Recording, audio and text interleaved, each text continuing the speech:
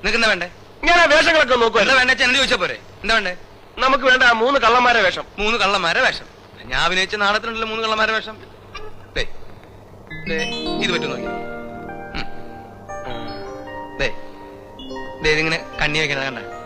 ഇത് കൊള്ളാം. ഇത് 3 കാണും. അപ്പൊ ഇത് മതി. ഇതൊന്നും വേണ്ടെന്നേ. ഇതൊരു മാതിരി കോമാളി വേഷം പോലെ. ഇത് മതിയെന്നേ.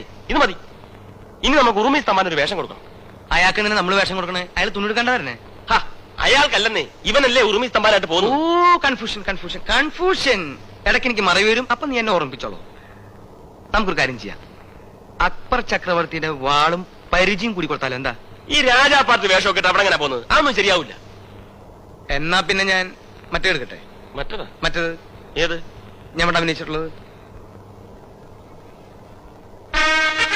അലക്സാണ്ടർ ചക്രവർത്തിയായിട്ട് സ്റ്റേജില് 3 വർഷം വെലസി ഇങ്ങനത്തെ ഡ്രസ് ഇട്ടിട്ട് പറ്റിയത് പറ്റില്ല. പിന്നെ വാസ്കോഡിയാമ ഇന്ത്യയിൽ ആദ്യമായിട്ട് വന്നപ്പോ ഇങ്ങനെ വെറുതെ ഇവിടെ വന്നേ, അവിടെ പണിയില്ലാത്ത സമയത്ത്. അപ്പൊ ഇങ്ങനെ ഒരു ഇത് ഉണ്ടായിരുന്നു. പറ്റില്ല. ചുമ്മാ അല്ല ഉർവശി തിയേറ്റേഴ്സ് അടച്ചു കൂട്ടിയത്.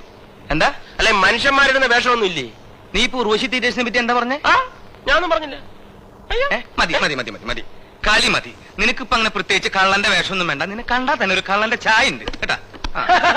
തമാശക്കാരാ. നിനക്ക് ഞാൻ നല്ലൊരു കൂട്ട് തരാം. കൂട്ടാ അല്ല കോട്ട്.